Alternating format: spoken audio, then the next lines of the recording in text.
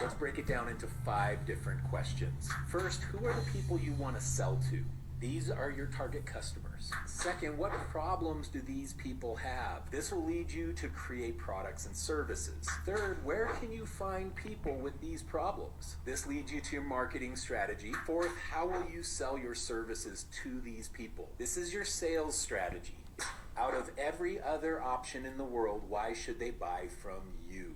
If you can figure that out, your business is going to explode. It is your unique value proposition, your unique differentiator, and it's the thing that you should be looking for. All right, well, finally, we have a TikTok where I really agree with all the points. This guy has it spot on.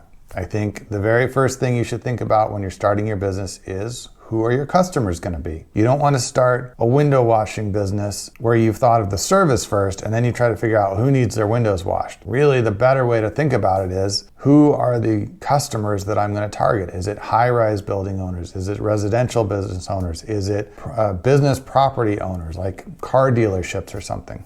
Figure out who the customer is first and then figure out what services you're going to offer them, because some things might go with one but not the other, and the whole startup process and how you target it and how you price it, everything else is going to depend on who that customer is. Window washing for a 40-story building is a totally different thing than window washing for a single homeowner, and that 40-story building guy might need other things that wouldn't apply to the homeowner and vice versa. So really understanding who your customer is first, I think, is the key to everything else. And then, yes, figure out what you're going to sell them and how you're going to find them and how you're going to approach the whole process. And then number 5 question is really the crux of the whole thing. They've got other choices for whatever you're selling, whatever you have. There's other things they could do. Even when somebody says, I've invented something brand new, revolutionary idea, no one else has it. Well, even if that's totally true, which it rarely is, people have already figured out some other way of doing it, right? If you came up with a new way to write things, right? Well, like, nobody's ever invented this. This is amazing. This is an extraordinary invention. There's nothing else like it in the world. I have no competition. Well, yeah, you do. People currently are using pens and paper and pencils, and they write stuff on their laptops. So there's lots of ways to write stuff down. You've invented a new way of writing stuff, but that doesn't mean just because your invention's brand new that you don't have competition, that there aren't alternatives, right? So there's always choices. So your goal as a business owner or potential business owner is to figure out, why would somebody choose to buy from you versus all their other options? And if you have good, compelling reasons, then you can get sales. If you have no real reason for somebody to buy from you versus all the other choices out there, then they probably won't, or they'll just do it by accident once in a while because you just happen to be the first person they stumbled across, but they wouldn't buy from you again. They wouldn't tell their friends about you. They wouldn't talk you up in a community of like-minded people. It was just really an accident. So make sure you understand who your customers are, how you're going to reach them, what you're going to sell them, and why they should buy from you versus any of their other choices. If you have that figured all out, then you've got a very solid business in front of you. If you're missing any of those pieces, you have some work to do. So awesome job, Michael Janda. I totally agree with everything you said. 1985, Harvard professor Michael Porter came up with the generic competitive strategies model. In the model, you have 2 extremes: cost leadership and differentiation. With cost leadership, a business seeks to become the lowest cost offering in the industry by pursuing economies of scale, using technology, and having cheap staff. With differentiation, you look for one or more attributes that buyers in an industry see as important, and you uniquely position yourself to meet those needs. For your uniqueness, you're rewarded with a premium price. Yeah, you can pursue cost leadership, but in an era of hyperinflation, it's getting harder and harder to maintain those cost advantages. Margins are getting eroded, employees are demanding higher wages, and the cost of technology is going up. Not only that, in cost leadership, you have no customer loyalty and you're plagued with problems.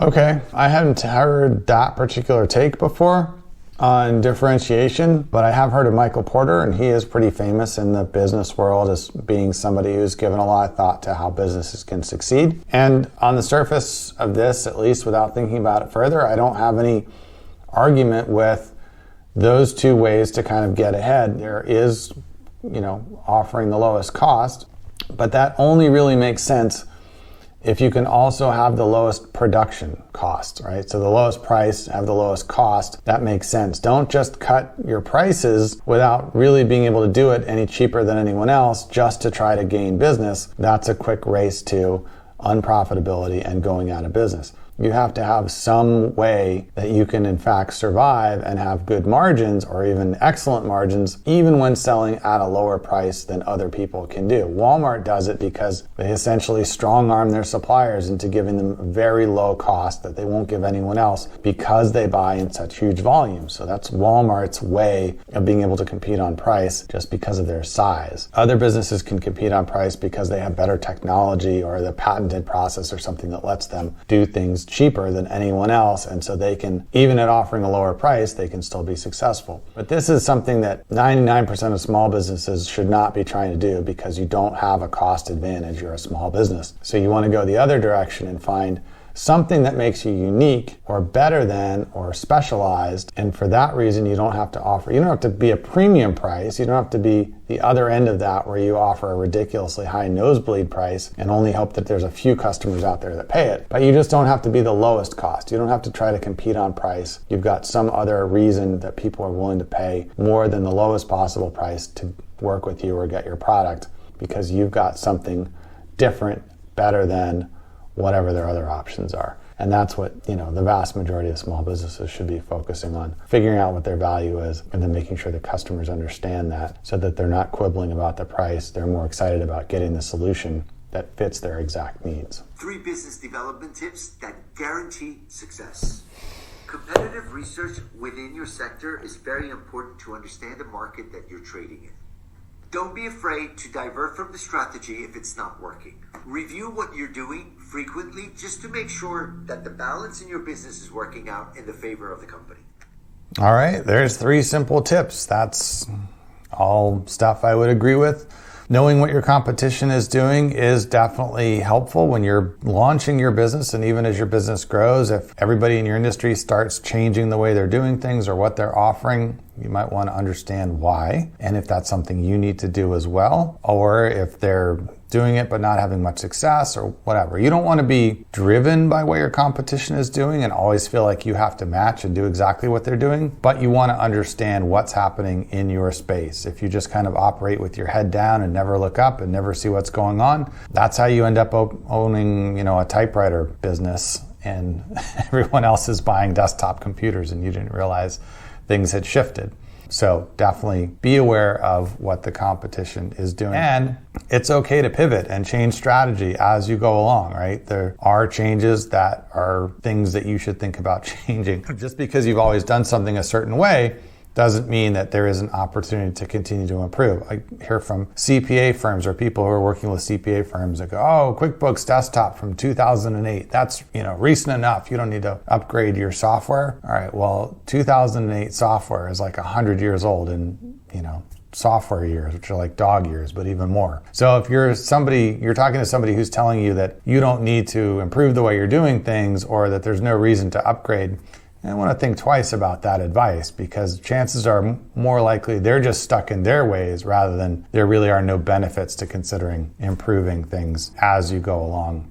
And then the last piece of advice, review what you're doing. That seems like the same side of what he's already said, is be okay with pivoting, look at what the competition is doing, and then consider updating the way you do business. That's all good advice. I think those are all things that people should put on their to-do list as business owners. Occasionally stick your head up and see what else is going on rather than just always having your head down in your own business and kind of missing the bigger trends.